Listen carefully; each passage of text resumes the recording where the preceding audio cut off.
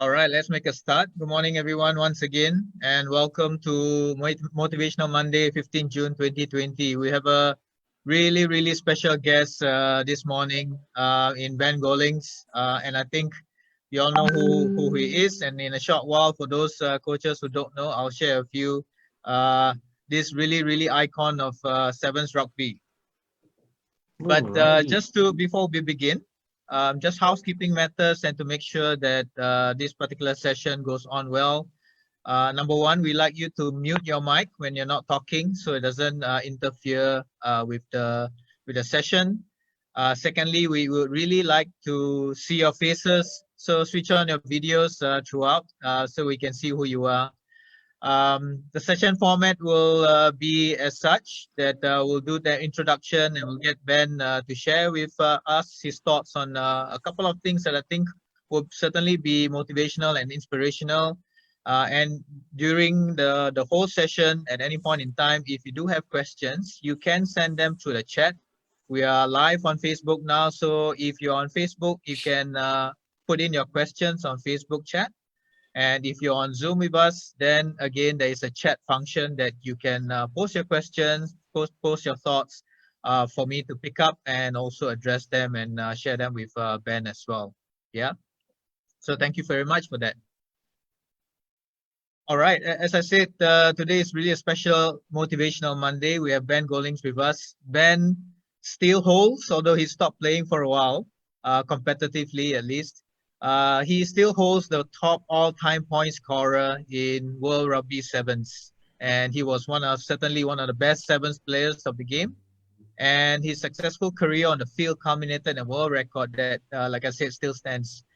So it's really a pleasure for him to be with us this morning amidst his busy schedule. He's calling, joining us from Gold Coast actually, and we hope to, pick on his thoughts and experience about what motivated him as a player back then and what charted his journey to the pinnacle of the global game. His vast competition experience all over the world really is something that is to be admired and inspired. And we will be asking him some questions on that. So look forward to hearing from you, Ben. Just an opening from you and a welcome to the rest of our coaches here online. Yeah, thanks, Azar. Welcome everybody, and thank you for inviting me on today. It's a privilege to be asked to do these things and share our experiences, especially in this time that we face globally. So thank you very much. Thanks, Ben. And I showed this earlier, but the coaches who just joined us a little bit later may not have seen this. So I'm going to play it again, a video of some of your slick moves and some of your greatest tries, I suppose. Yeah. Now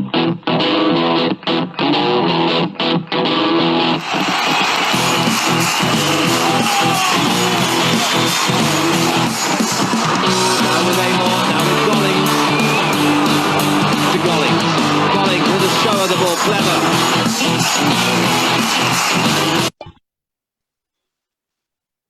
And they have possession here with Ben Gollings. No tease. Johnny Barker is beaten. Gollings for the corner. The cover is in. Back comes Johnny Barker.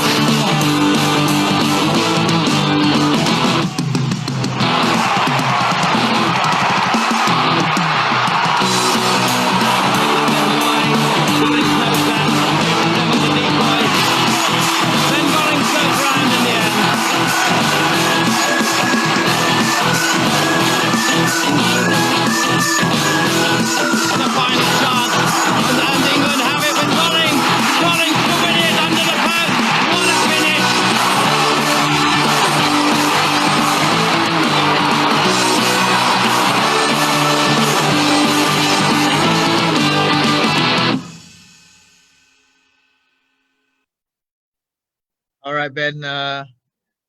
My first question, really, what kind of emotions and feelings did that video evoke on you, Ben?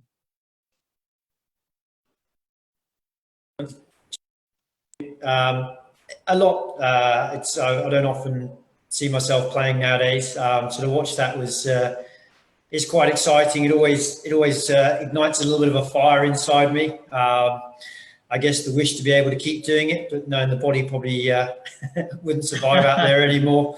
So there's a bit of a reality check. But yeah, what was videoed then was one of the exciting moments in my playing career. So yeah, it does. It gives me goosebumps. It's good to watch. Yeah, I mean, it's giving me goosebumps as well, and I watched it a couple of times prior to this. And as I said earlier, you still hold the record for all-time point scorer in rugby sevens, and having left the game for quite some time, to hold that record still is really amazing. And I think it'll be useful for you to share with our coaches here in attendance. What motivated you, and as a player, what motivated you, and what drove you to be, shall I say, the best that you can be, and therefore strive to get that record? Sure. Well, I think it starts a bit back from probably my childhood, and just to give you a brief outline there. So I grew up in the UK. You can probably tell from the accent, although it's getting a bit wavered with the Australian side of things at the moment. And I grew up in a big family. I grew up in a family of 6 boys. So there was obviously quite a lot of competition in there. But unfortunately for me, at the age of 3, I was diagnosed as an asthmatic, and quite a bad one. So in my early childhood, I spent a lot of time actually not being able to kind of chase my brothers around and do the things you'd like to do because my lungs just didn't allow it. I was very fortunate through good medical care and science. I was a test dummy for some new drugs that are now widely used. And in my later 8, 9, 10, 11-year-old phase, my lungs actually began to grow quite strong. And from there, I guess for me, it was a bit like a Jack in the Box moment. Once I was out, you weren't going to put me back in there. And when my lungs then allowed it, that was me. I lived for a field to be able to kick a ball, hit a tennis ball, anything you can think of. And that ability, when actually able to do it, was probably the starter for me. So I'd been held back a little bit in my younger years, and then from there it propelled me forwards. And I was fortunate that then when I could compete with my brothers, there was never a time whereby there wasn't one of them around to be actually able to use as opposition or to knock a ball around with. And I think through that period, I definitely kind of set myself a goal. I wanted to be a professional athlete. And at the time, it didn't matter what. I spent a lot of time in school just playing all sports, and which, I thoroughly enjoyed. But about the age of 16, 17, I think was the difference then where you've got to start to focus a little bit more. And I was playing hockey for England. And I'd just been selected for England in the rugby. But I think then it was rugby that really was my passion. And so using that kind of fire to want to get to where I wanted to get to, I started to really focus my training. And I was fortunate that I had a really supportive coach at the time who was able to support me. And just to give you an idea that my lungs, I went and had my lungs tested when I was 16 years old. And I was diagnosed with the lungs of a 70-year-old chain smoker. So a third of my lungs don't actually function. And so when I look back now and think what I was able to achieve, I'm very thankful of that. And so it put it in perspective for me. But certainly through there, then it was a real focus for me. The driver was I wanted to achieve that goal, and rugby became the main focus. And I was fortunate enough to be playing in a sevens tournament, one of the biggest tournaments in the UK, called the Roslyn Park Schoolboy Sevens for my school. And was noticed then in the early years of professionalism by a number of clubs. And that opportunity, funny enough, it was sevens that springboarded my 15s career, and my school ended up winning. And, through that, I think for me, the other side of it was the test of skill. I loved being able to be out there and be testing my capabilities. And latterly that then became my physical capabilities of where I could actually take my body. And then throughout my playing career, you know, the driver really was to be the best, and that really started with to be the best I could be. Obviously, I could then measure myself against the competition, but it was an inner desire for me. And I actually used to have a little thing I used to write on my wrist, which was BTBNM, which stood for Be the Best, No Mistakes. And that was kind of my focus and my platform for every game I went in and played. And as I said, it was a personal one for me. Outside of that, the driver became being a part of this team and the ability to be in a successful team. And, you know, winning is, when it starts to become a professional, becomes a little bit more important. And the ability to win as a team is a big driver, especially within the sevens perspective. And the points became then something for me that kept me honest as a person. And it was another driver. I think as you start to go through your playing career, other things become important. And that for me was just a little personal thing. And that kept me with my edge and the ability to say to yourself, you know, it's not a time to sit back. You've got to keep pushing yourself. You've got to keep working, and you've got to keep performing if you want to stay in that position. You know, and I look back now and I enjoyed a really healthy rugby career, both in 15s and sevens, although I know I'm actually known more for my sevens. And then the other driver was actually the game itself. Obviously 15s was quite big. Sevens, when I was playing, was really the baby starting to come through, and the driver became the Olympics. And although unfortunately for me as a player, one of my goals was to represent Great Britain in the Olympics, but it didn't happen. But to actually look back and think that I was a part of the legacy that got sevens into the Olympics is something I relish as a player, and certainly was another driver behind it. Yeah, I think the legacy that you left behind certainly drove the inclusion of rugby sevens now in the Olympics. Just 2 points that I pick up. Two of the points that I pick up from your sharing earlier about you know, as you being asthmatic, and I think a lot of parents, I would guess not just in Singapore but elsewhere as well, often, you know, become a lot more protective when their child or you know, their kid is diagnosed with asthma. So it's interesting that you kind of overcome that and to do very well. So I thought that was really interesting. That's one. And number two is about specialization, or rather non-early specialization. He talked about playing different games and being selected into the hockey national team as well as rugby. So could you just share a little bit more about, you know, kids diagnosed with asthmatic, and secondly, the thinking around, you know, a long-term athlete development and rather going away or moving away from non-specialization at an early age? Sure.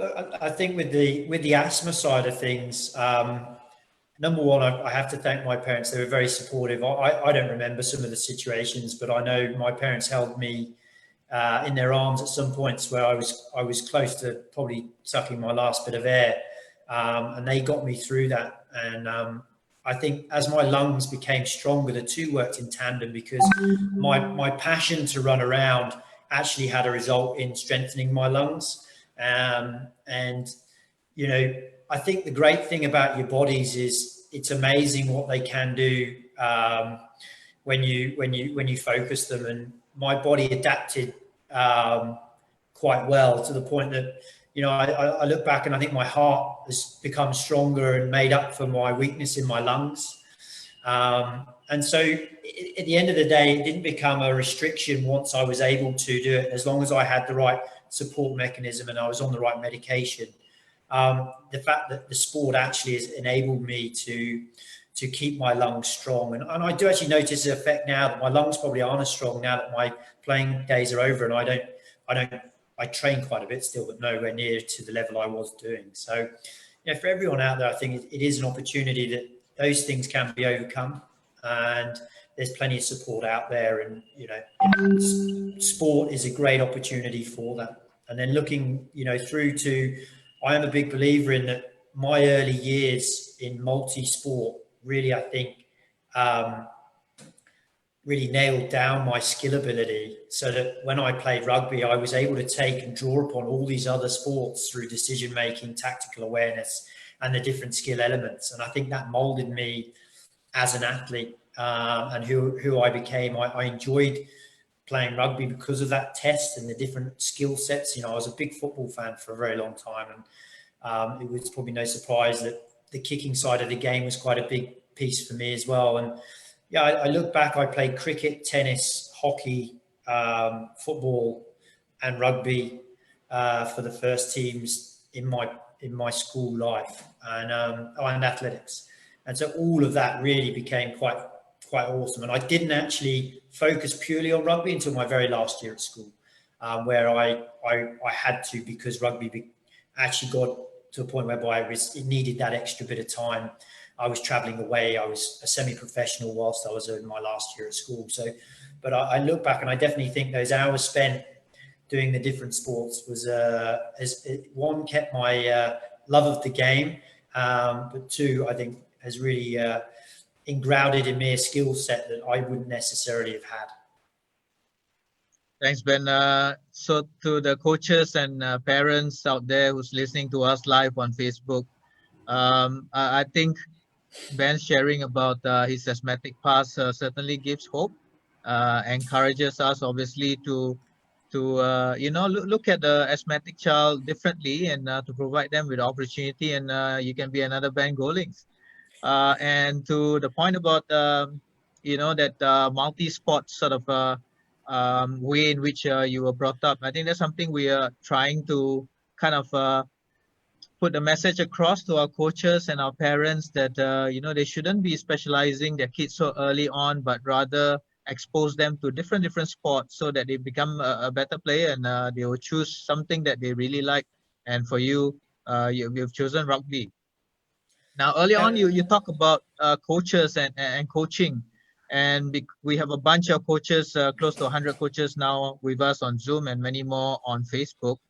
Um, what what role did your coach play in terms of motivating you and inspiring you and driving you to become a good player? As I said, I think in my early years, my rugby coach, who ultimately became a very close friend as well, was very supportive both on and off the field. He was one that really took the time with me on an individual basis and worked with me on my skills, which I look back and I'm very thankful for, because it's great to have that one-on-one connection with your coach. But outside of that, I feel like he also gave me the room to really grow and develop. And he didn't put me in a box and say, you need to do it this way, or this is what you have to do. He allowed me to find my way within that, and he was a good guidance along the way.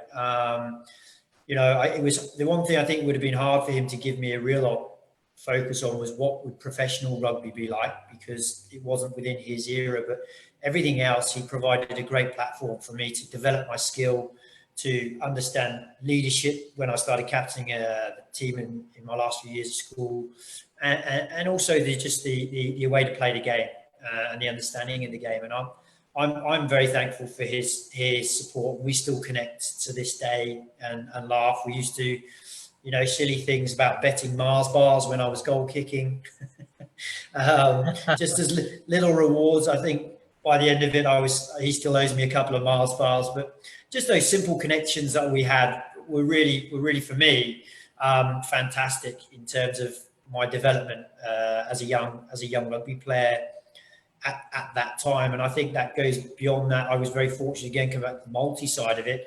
I was able to also work with other coaches and really get an idea of what it was like to work with different styles and different people, and be able to be adaptive as an athlete, because I think that's very important as an athlete, that you understand that, and also from a coach's perspective that you understand that too. Right. Interesting. You mentioned about your coach being very close to you, and really seems to be alluding to the fact that a coach-athlete relationship is something that's integral. And you also mentioned about him developing your leadership skills and all that. So what advice could you give the coaches that are with us here on both Zoom and Facebook about, your experiences and how can they as coaches, start developing their players to be just as motivated, just as driven as you are. What would be some of the tips that you would have for our coaches here today? Well, I'm sure you've already been told this, but the best starting point is to answer the question as to why you enjoy coaching or why you like to coach. I think it starts with you. It's a very important side of it. And, for me, having learned different coaching styles, and I think I had very many different coaching styles over the years. I was fortunate I played all over the world, so I got that flavour. And some I really warmed to, some I admit I didn't. And for me, it was then moving into my coaching side. It was one, putting together the passion still for the sport, the opportunity to stay in the sport, but then it was the ability to be able to actually pass the knowledge, the experience on through others and see them grow and excel. And I think that's something I took from obviously a young age from my coach and saw it through other coaches. And now I push. Why do I coach? I really like to see people develop and become as good as they can be in the sport they're doing. And okay, mine's particularly rugby, but I think it's enjoyable to see that in all sports. And to be able to get the best out of them. And sometimes that can be difficult. We meet our frustrations as coaches, but ultimately the big side of me is I want to see them grow. And then added to that is the team environment and how do they grow in the team environment. And that's the extra piece. Once you've got the athlete secure, it's how do they mold within the team and what's that environment like, and creating a culture whereby everybody then can be a part of that. And it's the passion and love of the sport that drives me. Yes, as it gets further down the line, there is the competitive edge to want to stay and the winning side of it, but it's not a win at all costs at this stage. It's really about developing people in all areas of their life, that holistic approach towards actually making them strong on the field or in their sport and strong off it as well, so that they become role models of what they do. Yeah, I really love the last piece about, developing the players holistically. And I guess it's down to the culture, as you say, and an environment. And if I look at, the list of the top 5 all points scorer in Sevens rugby, you have your name up there, as well as Dan Norton and Tom Mitchell. So 3 English guys up there in the top all-time point scorer. Is that something that you guys are doing very well in UK, in England, that the rest of us could learn from? In terms of culture, in terms of the environment? Yeah, I mean, I would start by saying yes, but also no, there was a few things we probably struggled with the team over the years. But ultimately, I think one of the things that was very strong was our standards we set, both as individuals and as players.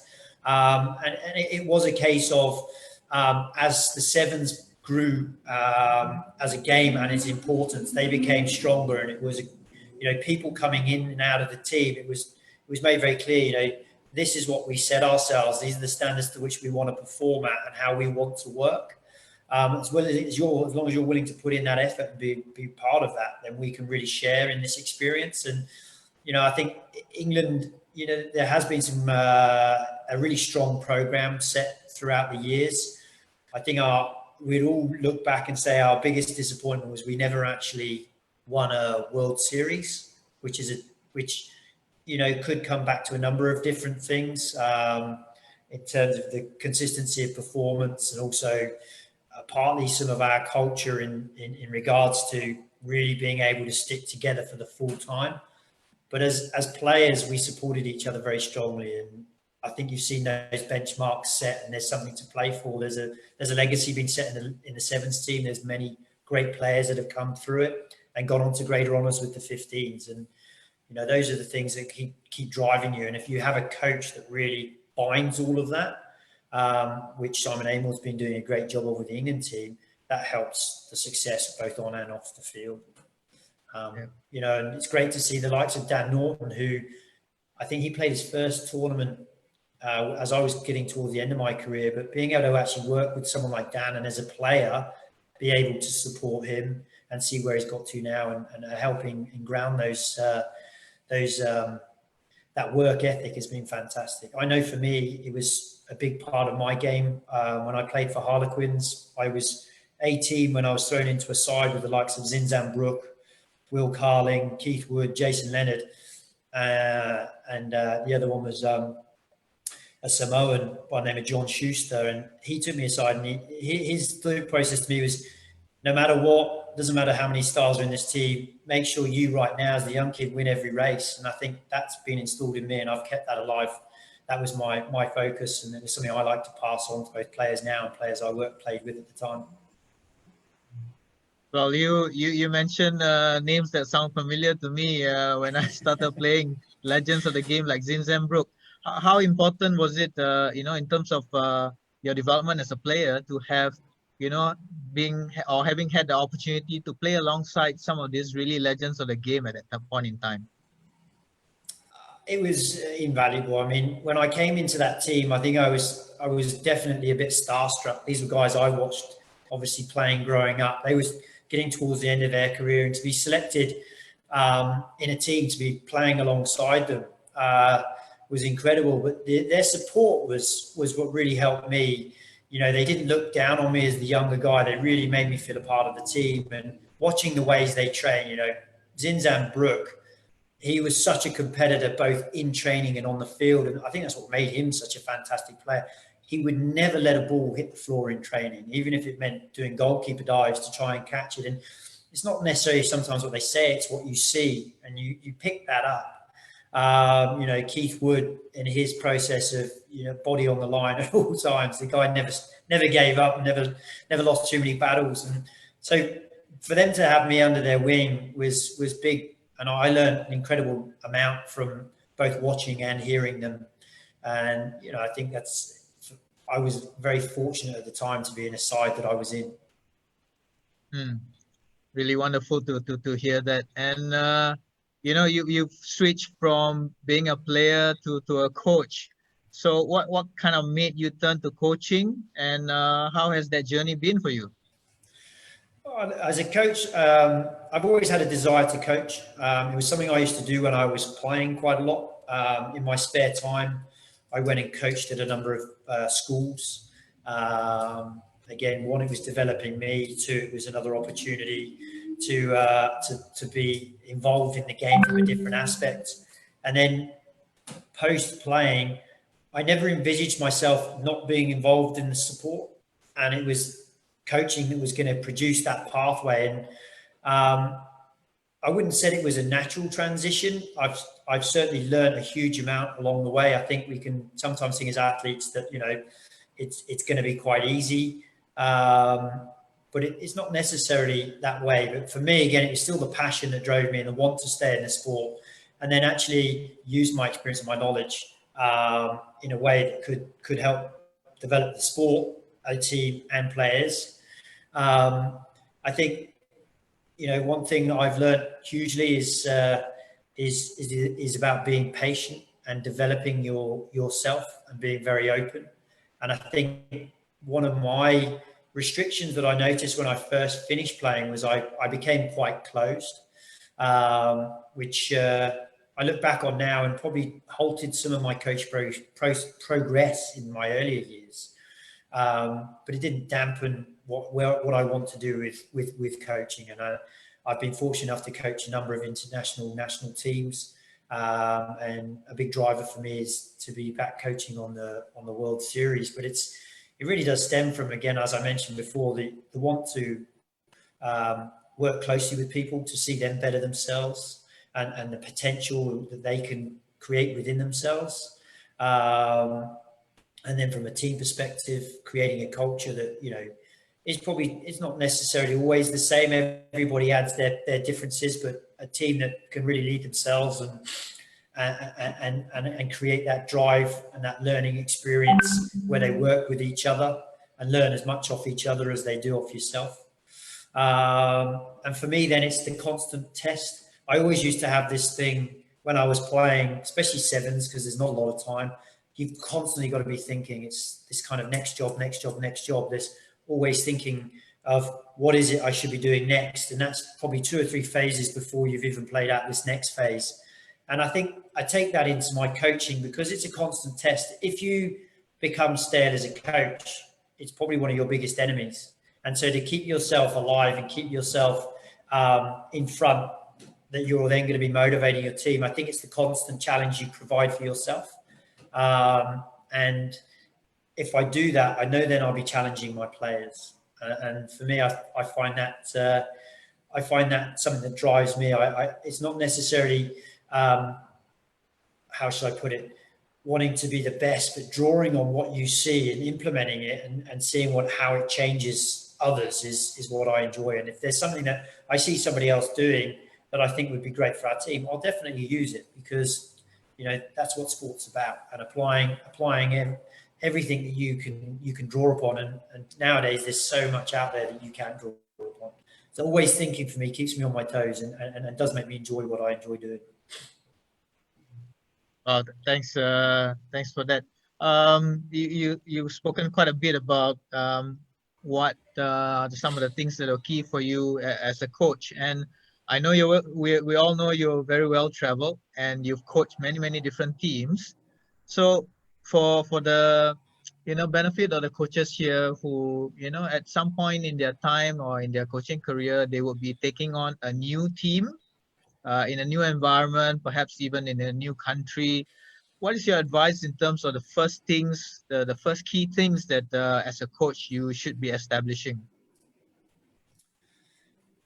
For me, I think one of the big things, especially if you're coming from an environment that is not necessarily you. So I guess I've spent a lot of time in Asia, and I'm not Asian brought up. So it's understanding how they work, and that would probably go for Pacific nations as well, and different cultures.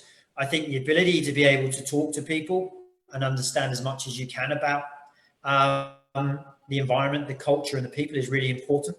As well as then, I think the observation. You've got your ideas, and as a coach, you should have your ideas. But partly, if you come and jump in and it's all guns blazing straight away, I think sometimes you might miss a few things. So to be able to install what you want to install whilst also observing around you and having those conversations, I think can really help you adapt and mold what it is you want to do with that team. You have your standards, and you should definitely not wave from those. But that ability to pick up on things that may be that really important piece of information you need to make the real difference with that team, outside of some of the things you already know about the development of teams that may need.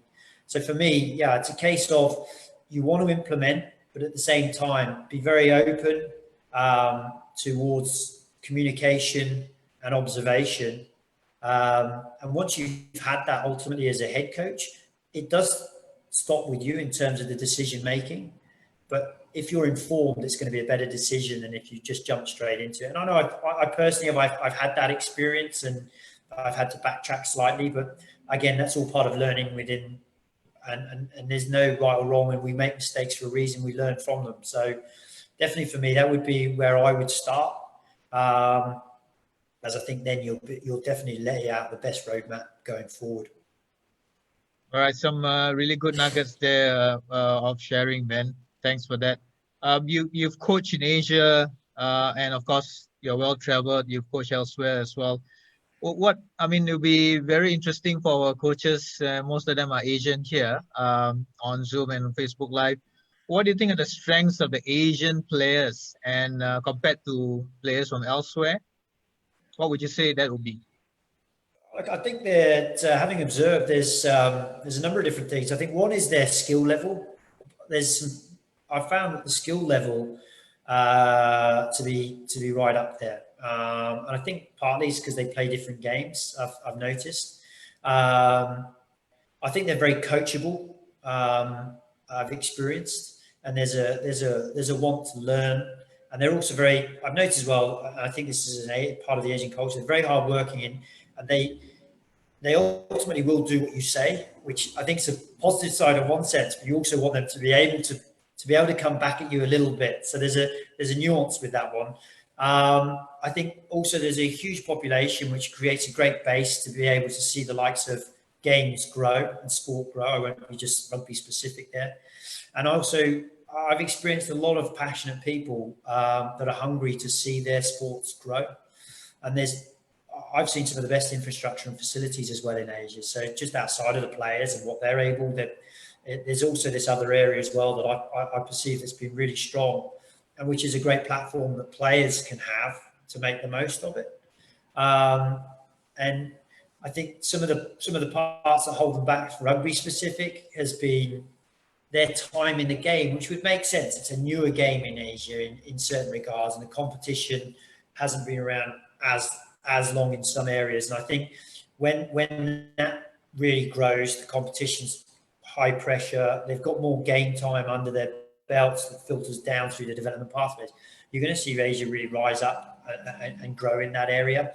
I think one of the other areas is to be able to be open to new ways of thinking and a common focus and groundwork to, I think, all sports really. If you can really work together and bounce off each other and share ideas, I think some of the best conversations are having conversations with coaches from other sports, because again, you can pick up those nuggets that you can utilize in your arena. And I think there's a great recipe there and a springboard to see rugby in particular, but sports develop as we've seen in Asia. And that's partly what keeps drawing me back. I enjoy being there and working in those environments. My next question is really, what are the traits and strengths of players from elsewhere around the world that it will be good for us here in Asia, in Singapore, that we can learn from? What would they be? Good question. I think obviously, and it's by where they've grown up, that they can immerse themselves in the sport a lot more. If you grew up in New Zealand or Australia or even the UK, the environment of the sports around you quite a lot. And to be able to be watching it, playing it, and immersing yourself in it does I think, give themselves a benefit. I also would suggest that as I alluded to earlier, the competition side of it, there's a lot more of it and accessible to them, which allows other players to have different experiences and grow through those experiences. I think if you're able to draw on those in Asia and share those and be able to give players different opportunities, they'd come back having picked up those skill sets.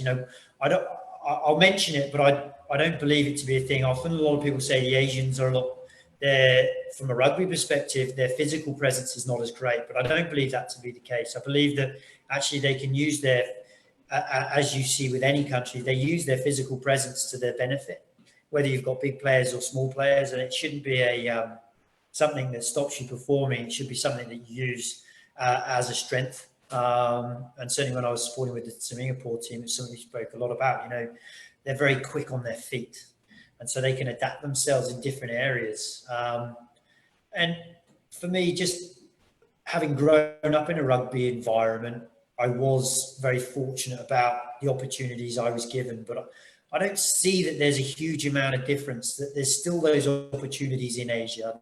There's still the ability to immerse yourself in the game you're playing and get the most out of it. And ultimately, I think even from a focus, yes, there's some that have role models or players that they want to emulate and become within their own country environments, but I still think Asia have that and can draw upon that and use that as their advantage as well.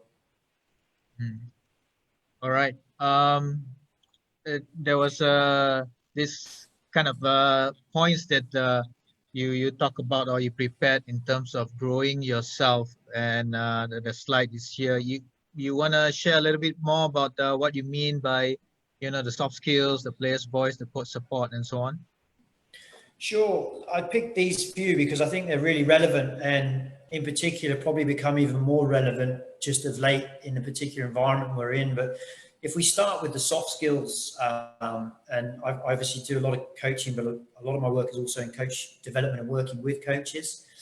And for me, it's looking at, we talked about how you can influence athletes from a very young age right up to the top. And I think your voice as a coach is so important and how you use it, because something you say to a junior player could affect their whole career. And so it's really important that I think as coaches, we're very aware of how we can affect people. And so the soft skills come out there with your voice and the way you communicate, as well as the soft skills about really beginning to understand your athletes and working closely and going outside of what the norm may be in terms of a general team environment, because sometimes it's hard to get around, but generally trying to connect with athletes in different areas and being involved in conversations that give you greater understanding and actually then going to help be able to implement how is it best that I get the best out of this player. And so your voice and the soft skills, I think, have become a very big part of coaching. We often talk about the old school. I think the old school's gone because we're dealing with a new athlete nowadays. We're not dealing with the same type of person who, you stand on a line and run till you fall over type thing.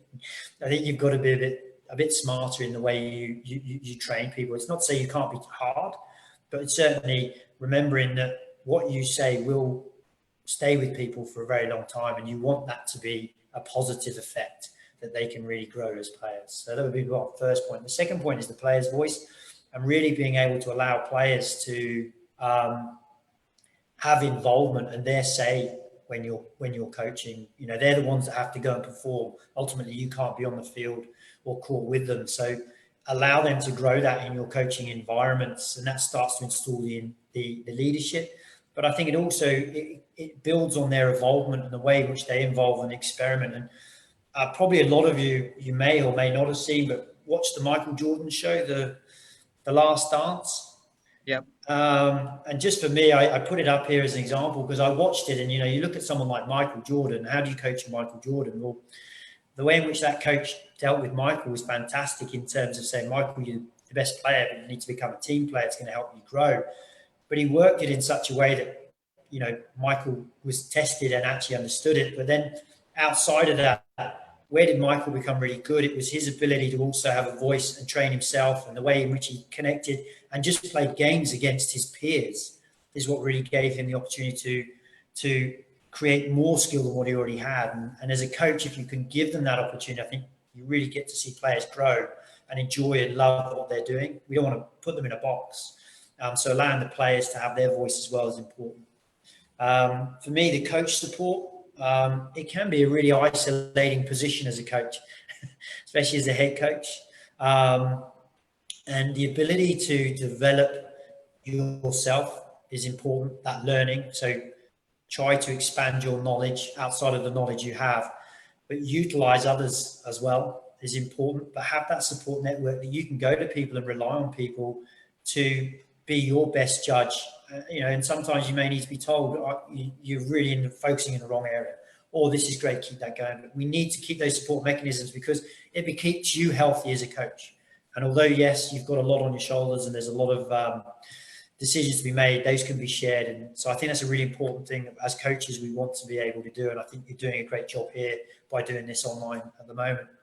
From a coach's perspective, we've got a bit more tactical and bits apart. Answer the why question. I think that's a really big piece. It's often we talk a lot about the what, the how, and the why is that real decision-making part of the process, and it creates that tactical element. So whenever you can be there and asking questions that really answer the why, I think that molds the players' use of their skill and their technical ability and makes them really great decision makers. And it goes without saying as well, the last one is basics. Obviously, a strong basic platform is going to be something that you can really work off. Yeah. There's a question from Richard, which kind of touch on the various points that you have here about, how do you blend, you're talking about holistic development of the players. How do you blend the technical, tactical, fitness, skills, and, the affective side, the leadership part? How do you blend all that as a coach or as a head coach? How do you blend all that in your training plans, in your seasonal plans, and so on? I think if you just took it one by one, it seems quite a big picture. But if you actually start to implement your training sessions, you see areas you can. So you know, in terms of player involvement, player voice, allow them to run a training session and you stand back as a coach and see how they perform it. That's going to support their leadership, their ability to communicate, their knowledge. That gives you as a coach, well, what are they using? What are they understanding? Again, comes back to that observation. You can then jump in and support that. But, you know, if you build, there's a lot of, you know, by playing a lot of games in your training can build fitness, decision-making, awareness, as well as then jumping out of those games and really nailing down a skill for 4 or 5 minutes that may need focus. And it's the holistic approach is the on and off field side of things. It is all encapsulated by that big word communicate, and the way in which you communicate, and the way in which you're able to get players to communicate back to you. If they know you're open, they'll feel comfortable to come and talk, and that's where you want them to be. And so for me, if I'm planning sessions, it does end up having it all in, but it's all a focus. Where do I get the leadership? Well, that's by talking to the players and giving them opportunities in training, or working closely with those players to be able to run themselves, but you're in the background making sure you want out of it what you want. In terms of the conditioning and the physical element, that's just a matter of, I think, just tweaking. If you need to up the ante, you up the ante. I think coaching is where coaching becomes, you know, real positive, is when you're able to take something and adapt it within the training session you've actually prescribed. If you see something you need more of, utilize that and focus in on that. You know, best laid plans always better when you move off it and adapt through the session. And then you start to get all of that in. And then the work off the field is big as well. I know you did a big thing on video work and how much that can support. Well, that's part of that development, leadership as players, them actually leading that, and bringing it back to you as a coach, and the ability to have that two-way conversation, asking lots of questions to really test their knowledge. Right. Yeah. Wonderful points there, and Ben. But you know, given the current COVID situation, we kind of have our hands tied in terms of that physical sort of face-to-face training and interaction that we can have with our players. So what would your advice be in terms of coaches continuing to engage with their players and, you know, ensuring that they are prepared when things get better and, you know, we emerge from this? How can they ensure that the players are return to the sport safely and they return stronger? So what are some of the things that you have been doing as a coach, or your advice on what coaches here can do? Yeah, certainly. I mean, I think it's been very interesting. On the one side, it's obviously had a very negative effect globally and on a lot of things, but I think also here there's some positive effects, because it's given us time to actually stop and breathe for a while, which I think if you take yourself as a coach first, that allows you to actually be able to work more on yourself, which I think is a great positive, and be able to kind of analyze yourself in a good way and then look at areas in which you can improve in this time. I think then when you take that through to players, it's similar. Find ways that you can communicate. Obviously, Zoom has become an incredibly important tool, but how can you actually, you know, entice them to want to be a part of those sessions? I think is where we've been working on, you know, giving players kind of areas to focus on so that they would produce that in a Zoom call. It's not always you as a coach, so they're still getting that connectivity. Then also having a connectivity which is completely non-sport focused, which is actually just being social and actually having a complete social element. Now, I know it's difficult because it's still online, but there's fun things that we can be done, like a game evening, or, you know, different quizzes we've been trying to implement. And the athletes have actually been really enjoying it, because it does give them that element that they're connected, although it's not that physical, personal space connectivity. Also then is sharing the training sessions online and getting them to, if it's not being able to get everybody to do a training session together, putting them into groups and saying, right, you know, your ownership is to each other, not just yourself, to be able to perform a training session and work through it. And again, you've got to adapt in that situation. What equipment do they have? Work with the players. I think it's also been really positive to be able to, I spoke about those soft skills, but to be able to connect with your players differently, and have more of that time to go through a team and have those one-on-one conversations, which is an environment that's probably less pressurized than when it's at a training facility or in that, it's a different environment. So, and it can be a conversation completely not about sport, but it just gives you that different connectivity with the players, which I think has been which has been a positive. And I think I've learned a lot out of some of the athletes we've been working with, but also, I think they've enjoyed that side of it. And so I think it really does. I think those are the main things, that adaptability and being connected. Think of ways of being connectivity, little things that are going to keep them going through this period, but then also reassuring them that there's an understanding that it may be that when you come out of this period, you're not going to be at your 100% best, but be assured that we're going to work with you to close that gap very quickly. And that as long as you're doing some of the stuff we've been talking about, you're definitely going to be ahead of where you are at anyway. So that reassurance is going to support the athlete and take away that kind of worry and that anxiety that they may be feeling in this period as well. Yeah.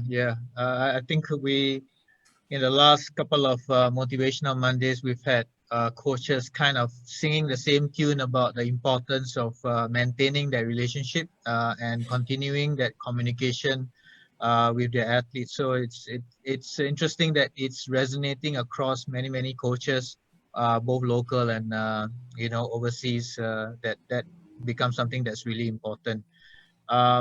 We're coming close to the hour mark. I like to open the Zoom now to questions from coaches. So coaches, if you do have questions for Ben, you can either type it on the chat, or you can just unmute yourself and ask Ben directly.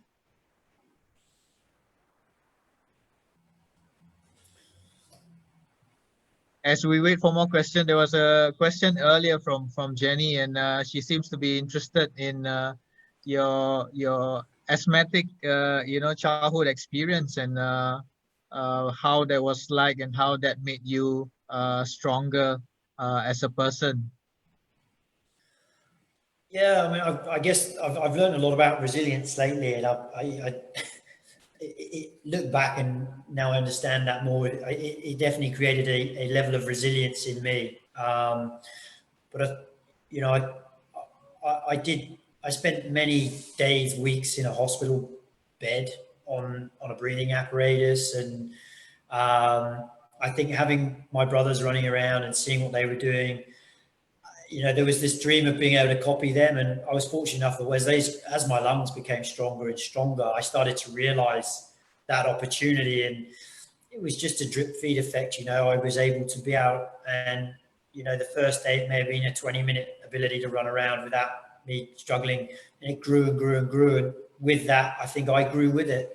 And I think my love of sport has definitely benefited from the position I started in, as well as then having a very supportive family around me that enabled me to get through those tough times. And I always do stop actually and check myself and realize that, I was very fortunate to have achieved what I achieved. And I guess that's in some of my lower moments. It's something I draw back to and realize that, ultimately it may never have happened. So be thankful for every opportunity you give. And I think, there was definitely more I wanted to achieve in my rugby, but I was definitely blessed with what I was able to achieve. And I'm thankful that my lungs were able to strengthen the way in which they did, because certainly there were times when I was a kid that it definitely didn't look that way. And, to the point whereby I couldn't even travel. Family would go away on holidays and I wasn't able to travel because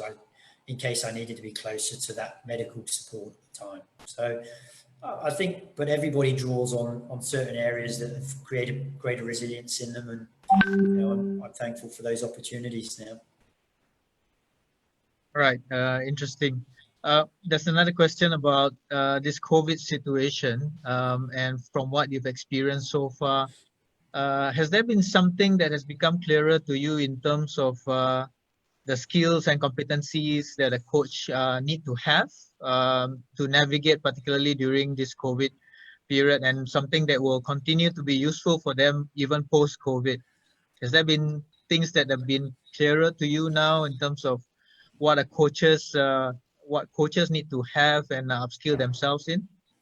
Yeah, well, I definitely think firstly is that what I picked up personally is that ability to just press the pause button and breathe yourself for a little bit and actually give yourself a bit of time to refocus and gain clarity. We tend to live life in the fast lane nowadays, and so I think it's important as a coach that you have that awareness to go, right, I've got to give myself time here, because ultimately you want to be your best for everybody you're working with, and if that's going to be detracted, you need to rebuild yourself, and giving yourself that time I think is been really important.